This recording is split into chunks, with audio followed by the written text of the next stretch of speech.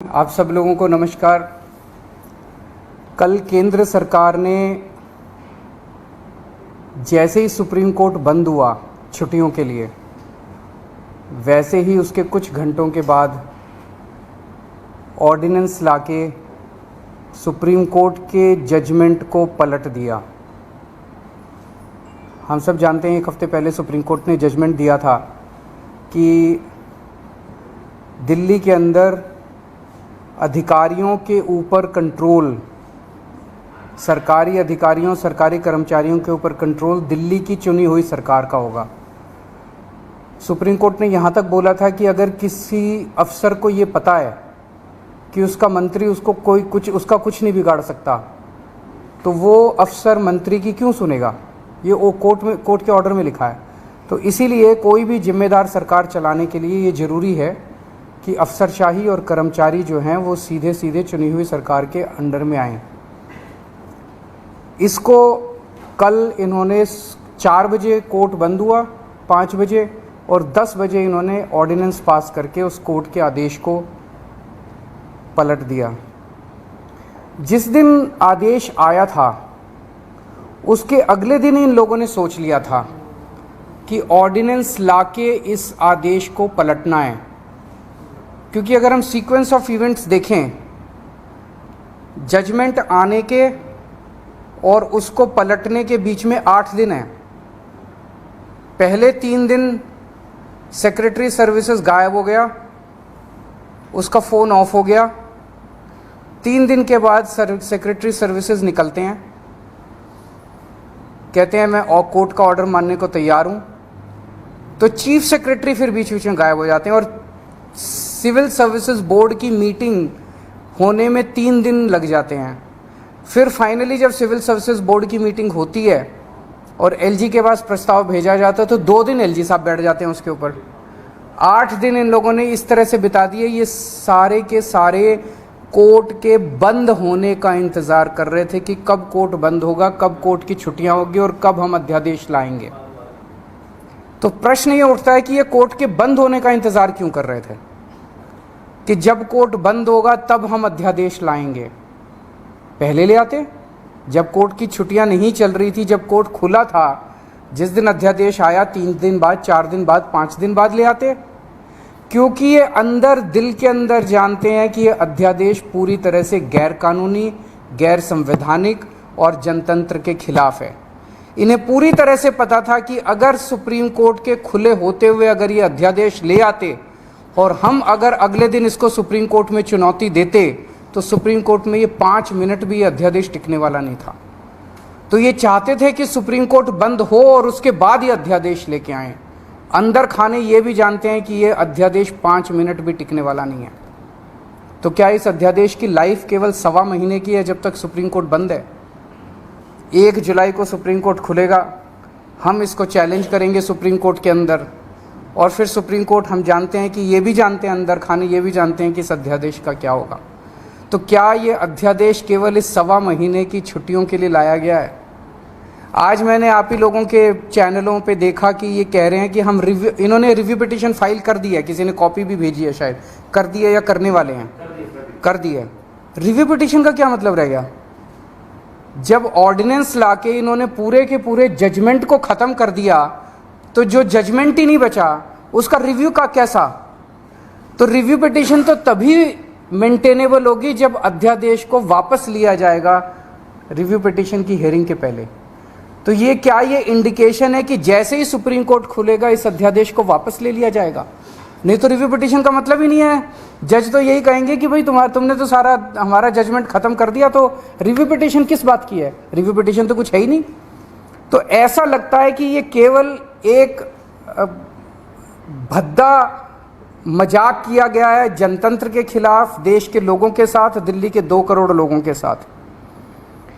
एक तरह से सुप्रीम कोर्ट ने जजमेंट दिया, क्लियर जजमेंट दिया कि दिल्ली की चुनी हुई सरकार को पूरा अधिकार है दिल्ली चलाने का, 3 सब्जेक्ट्स छोड़ के, police, law and order and land, बाकी सारे सब्जेक्ट्स हमारे पास हैं। उस जजमेंट को 1 हफ्ते के अंदर ये अध्यादेश लाके अगर ये टर्न डाउन कर देते हैं तो ये आम आदमी पार्टी तो बहुत छोटी सी पार्टी है, हम तो बहुत छोटे लोग हैं। ये तो सीधे सीधे केंद्र सरकार सुप्रीम कोर्ट को चुनौती दे रही है, सुप्रीम कोर्ट को चैलेंज कर रही है कि तुम जो मर्जी ऑर्डर कर लो, तुम्हारे सारे ऑर्डर हम 2 मिनट के अंदर ऑर्डिनेंस लाके बिल लाके सब खत्म कर देंगे।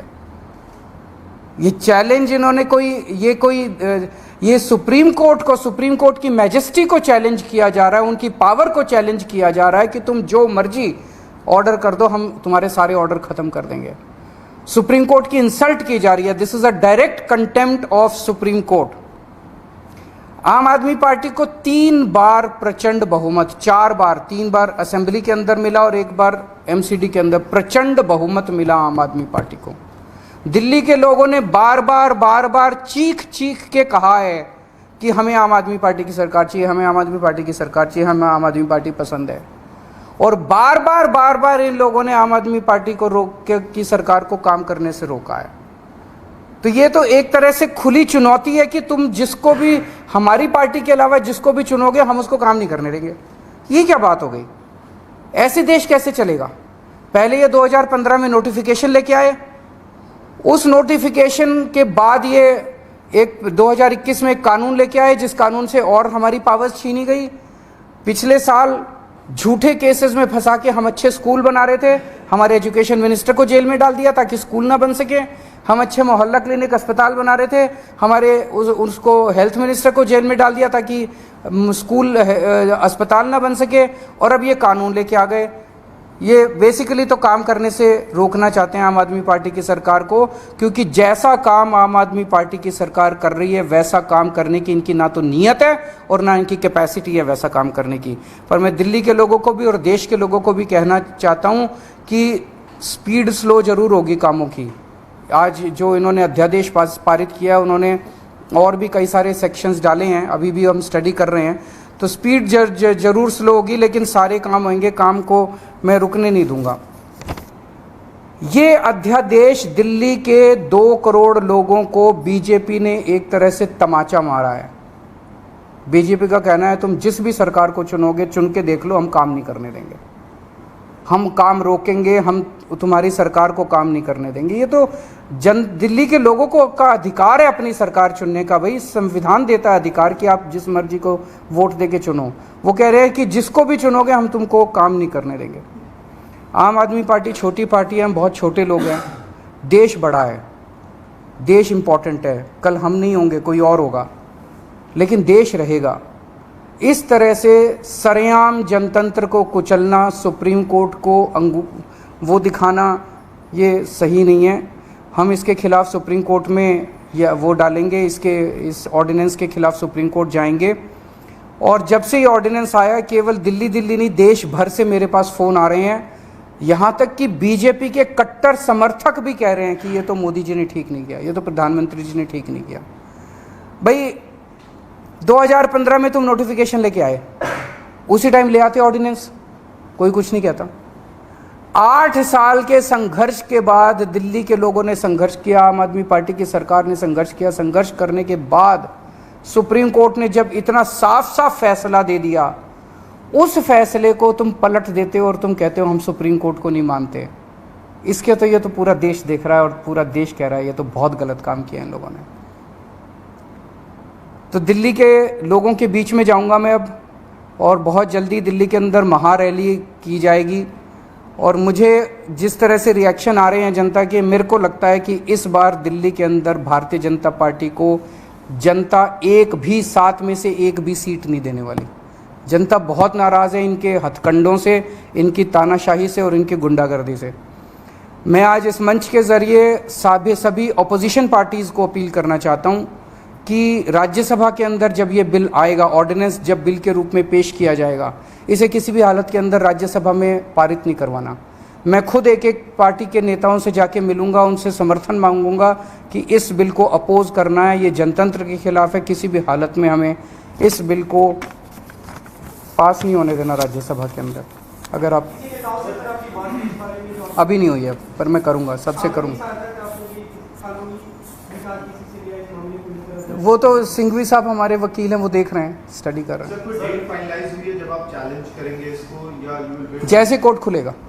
1 जुलाई को शायद खुल रहा है, इमीडिएटली भी सबसे बड़ी कोर्ट तो सुप्रीम कोर्ट होती है, उसकी भी कॉन्स्टिट्यूशनल बेंच ने ये 5 जजेस ने जजमेंट दे दिया, उसको पलट दिया इन्होंने। बताओ, लेकिन अगर संसद कानून बने तो फिर कहाँ सुप्रीम कोर्ट ही आदेश दे रहा है कानून बनने का, तो आप क्या करेंगे? नहीं तो सुप्रीम कोर्ट जाएंगे ना। देखिए, मैं देख रहा था आप सब लोगों ने सिंघवी साहब का इंटरव्यू किया है।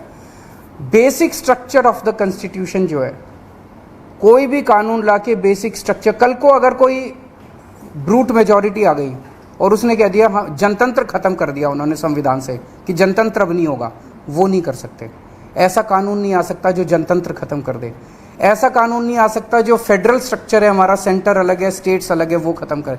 ये सीधे सीधे फेडरल स्ट्रक्चर के ऊपर हमला है। तो इस तरह का कोई कानून भी नहीं आ सकता जो कि फेडरल स्ट्रक्चर के ऊपर हमला हो। तो कई सारे बेसिक कॉन्स्टिट्यूशनल प्रिंसिपल्स हैं, basic structure of the constitution है जिसके ऊपर हमला किया गया इस ऑर्डिनेंस के द्वारा। तो ऐसा मानना है कई सारे कानून के जानकारों का कि ये ऑर्डिनेंस जो है, या ये अगर कानून की शेप भी लेता है तो ये कोर्ट के अंदर टिकेगा नहीं। ये जो ऑर्डिनेंस पास हुआ, do you think this is no more Delhi versus centre, rather the court versus the, ये पूरी की पूरी लड़ाई अब एक तरह से सुप्रीम कोर्ट वर्सेस सेंटर है। ये केवल दिल्ली सरकार एक छोटी सी चीज हो गई है। उन्होंने तो सीधे सीधे कह दिया। इस तरह से तो ये बहुत खतरनाक चीज है। सुप्रीम कोर्ट कोई भी आदेश पारित करेगा, अगर केंद्र सरकार के खिलाफ पारित करेगा, केंद्र सरकार कानून लाके उसको पलट देगी, उनकी मेजॉरिटी है ना। फिर देश की जनता कहाँ रह गई? बीजेपी कह रही है कि कुछ अधिकारियों, जैसे आप लोगों ने सुना होगा कि वो भी इन्होंने ऑर्डिनेंस लाके किया था, जो ईडी के डायरेक्टर की एक्सटेंशन वाला मामला था। ऑर्डिनेंस लाए थे, लेकिन अब सुप्रीम कोर्ट कह रहा है कि हम उसको, मतलब अभी जजमेंट नहीं आया, लेकिन हियरिंग के दौरान सुप्रीम कोर्ट ने कहा कि हम इसको नहीं मानते। It is obviously Keshwanand Bharti was the basic structure of the constitution. This is basic structure. They are attacking the basic structure of the constitution. Sir, ये महारैली जो आपने करी विपक्ष की नेताओं की और तमाम, नहीं, नेताओं की नहीं, आम आदमी पार्टी दिल्ली में करेगी। मैं दिल्ली की जनता के बीच में जाऊंगा, घर घर जाऊंगा, मैं एक एक घर में जाऊंगा और उनको बताऊंगा कि किस तरह से इन्होंने किया है। आपकी पावर को छीना है। केजरीवाल छोटी चीज है, जनता बड़ी चीज है। एक एक आदमी की, दिल्ली के एक एक आदमी की पावर को छीना है, उसके जनतांत्रिक अधिकार को छीना है। जनता जिंदा कैसे रहेगी? इस तरह की अगर तानाशाही आ जाएगी तो जनता जिंदा कैसे रहेगी? उनके लिए काम कौन करेगा? बड़ी जल्दी हम पूरा प्लान अनाउंस करेंगे। हमारे ना, yes of course the whole Aam Aadmi Party will be on the streets in the coming days. 2000 रुपए का नोट पे भी बंद करने जा रही है सरकार। मैं ये पूछ, इसका क्यों, क्या कह रहे हैं वो, क्या कारण है इसका?